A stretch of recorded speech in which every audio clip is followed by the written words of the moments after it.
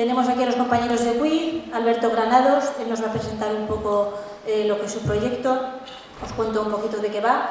Bueno, es una plataforma que se ha creado para dar cabida a todos los movimientos sociales que han ido surgiendo a raíz de la crisis. También hay muchos ciudadanos que no se identifican con ninguna de las opciones políticas que hay en la actualidad y tenemos ganas de trabajar y tenemos ganas de hacer algo. Entonces, en WID, en principio, cabemos todos. Todo el que tenga ganas de trabajar, todo el que esté desencantado, cabemos ahí. Se presentó en Teruel en abril, en mayo lo hicieron en Níjar y, en principio, esa es la base sobre la que trabaja WID. ¿Alberto? No es ninguna nueva opción política ni ninguna nueva candidatura. WID es todo lo contrario. Matizando un poquitín lo que acaba de decir Marta, WID es una reunión de personas que no nos sentimos totalmente identificados con ninguna de las opciones políticas actuales, pero también WID es una reunión de personas que, aunque no nos sintamos totalmente identificados con ninguna opción política, sí que nos sentimos bastante identificados con varias opciones políticas de las que existen actualmente.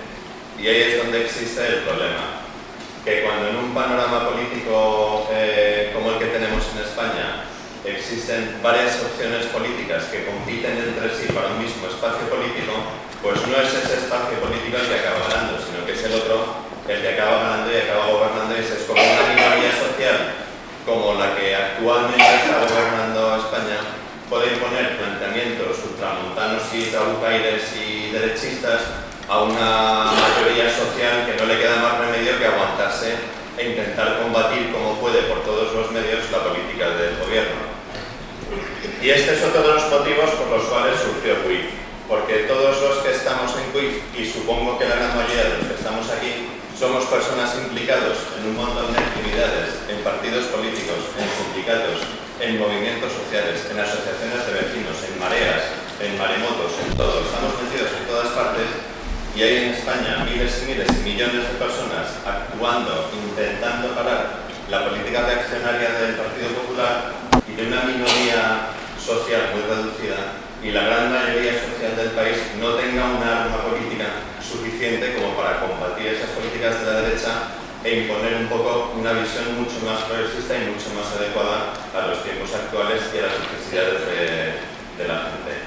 Para eso nace WID, para intentar que los partidos políticos de izquierda consigan rentabilizar sus esfuerzos, se unan, confluyan y vayan juntos a las elecciones.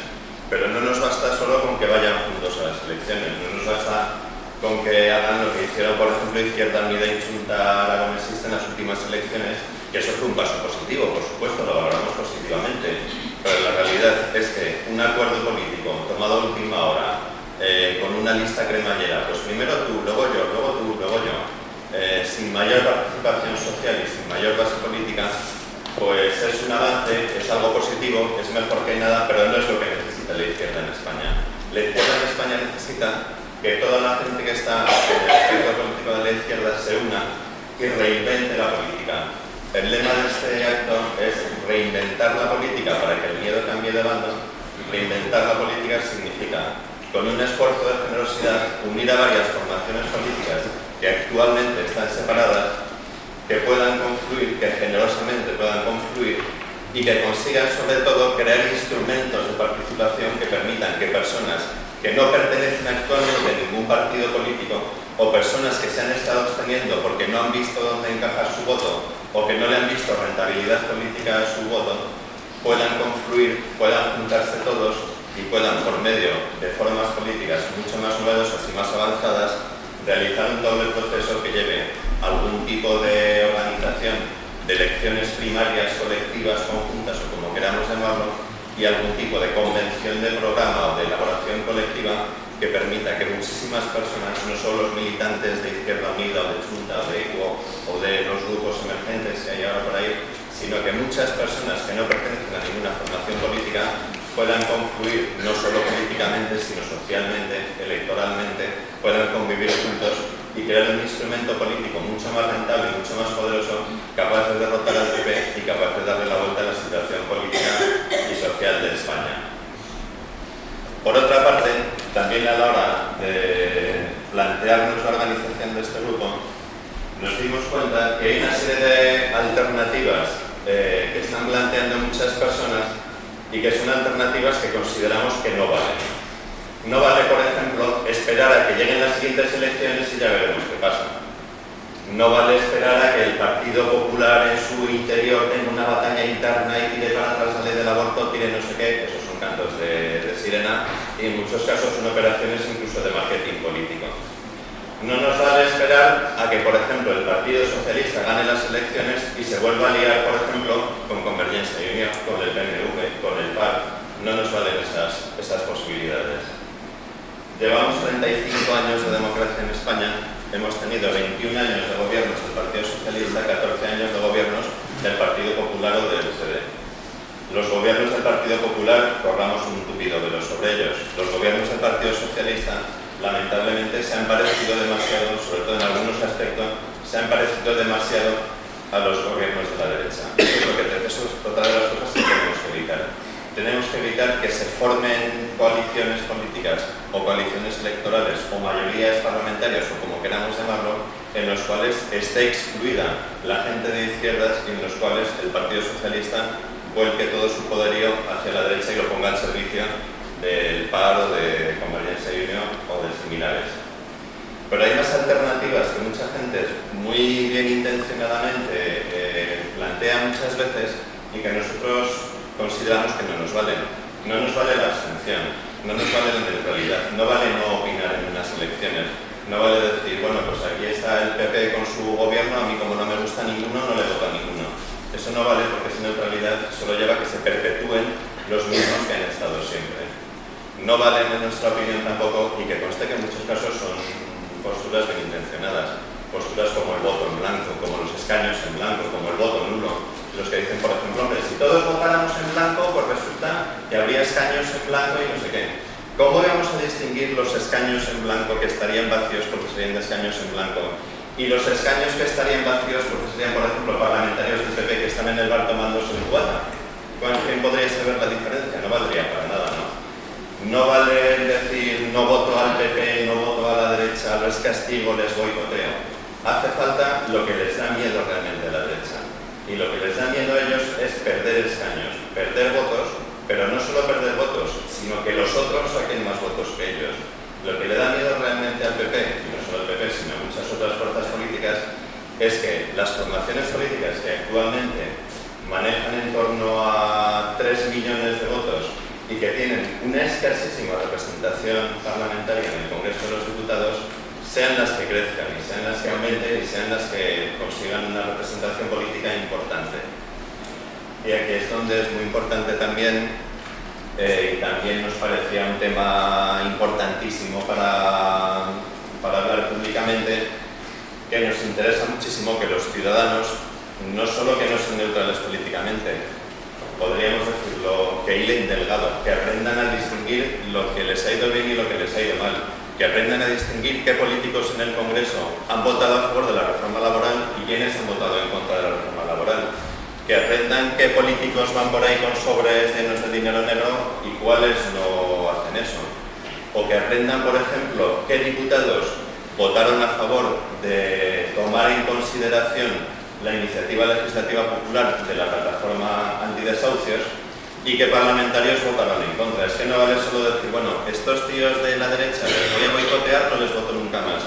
Pero es que junto a estos tíos de la derecha, en el otro lado hay otros que han hecho todo lo contrario, que han votado siempre lo que nosotros queremos que voten, que nos han defendido realmente. Claro, tienen sus cosas también, tienen sus defectos y tienen sus limitaciones también, ¿no?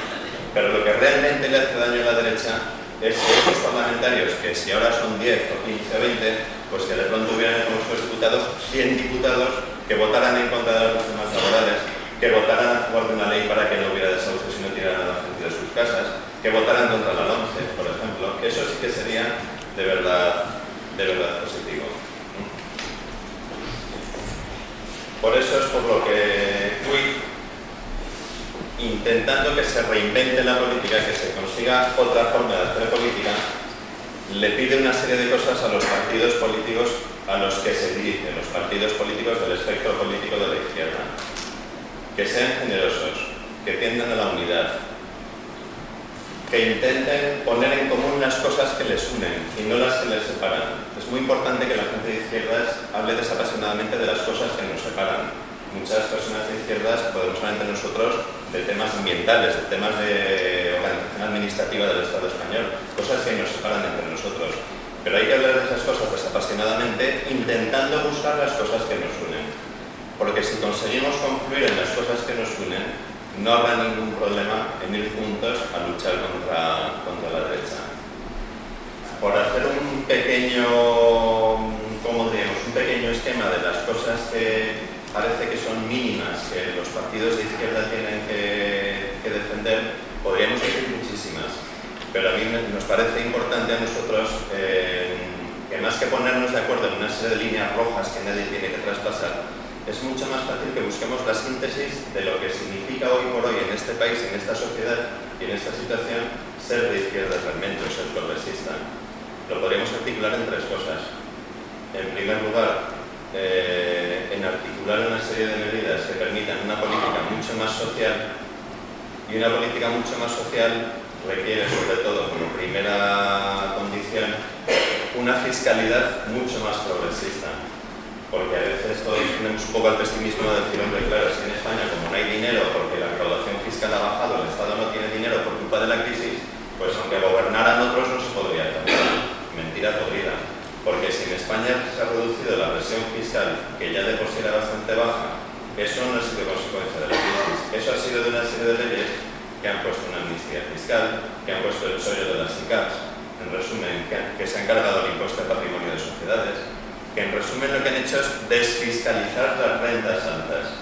En España ahora mismo, y desde hace siempre ha sido así, pero en los últimos años mucho más, España es un auténtico paraíso fiscal para las rentas altas de quienes no viven de un salario o de una pensión o de una nómina o del desempleo, sino para quienes viven de otro tipo de ingresos de capital o de rentas o de beneficios. Ese es el problema de España, que ya antes de la crisis la presión fiscal se redujo muchísimo a nivel global, pero esa reducción no es porque a nosotros nos hayan bajado los impuestos, nosotros no nos han bajado nada. Les han bajado los impuestos una serie de elementos que encima les han dado una amnistía fiscal y que están haciendo que ahora mismo en España haya un déficit de ingresos fiscales que podríamos quitar en cuanto en 60.000, en 80.000 millones de euros. Vicens Navarro llega a las cifras todavía más altas, ¿no? Pues eso es lo primero que tienen que hacer los grupos de izquierda, buscar la forma de presionar para que la recaudación fiscal sea más progresista y sea más grande en España, sea más amplia. Y así es como se puede pensar en hacer cosas, en hacer una política laboral, económica y social mucho más progresista, que no sea recorto y le echo la culpa a Alemania. Vale, Alemania tendrá parte de la culpa, pero los impuestos a los ricos los hemos bajado nosotros, no se los ha bajado Angela Merkel, ¿eh? Eso lo ha hecho España, y lo ha hecho el gobierno español, el de ahora y el de antes también, de las cosas como son. Si ese es el primer punto importante que todos tendríamos que tener claro, una política social y fiscal y económica más progresista, otro tendría que ser el de establecer medidas de dignificación y regeneración de la vida política. Y en eso los parlamentarios y los diputados y los concejales y los representantes de los partidos de izquierda pueden ir con la cabeza muy alta muchísimas más veces que los partidos de la derecha. Porque todo el mundo tiene sus cosillas, todo el mundo tiene cosas para barrer en sus casas.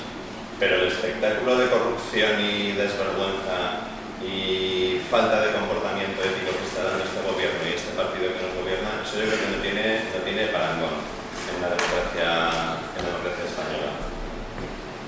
Y el tercer vector de medidas que sería interesante que un poco todo el mundo se pusiera de acuerdo serían de imaginar y llevar a cabo medidas que permitan una ampliación de la participación de la vida de los ciudadanos en la vida política.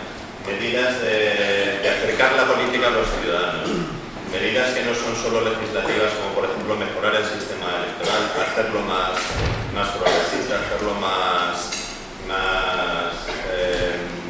proporcional a los ciudadanos, pero también muchas medidas muy importantes que permitan la participación de los ciudadanos en la adopción de las decisiones más importantes.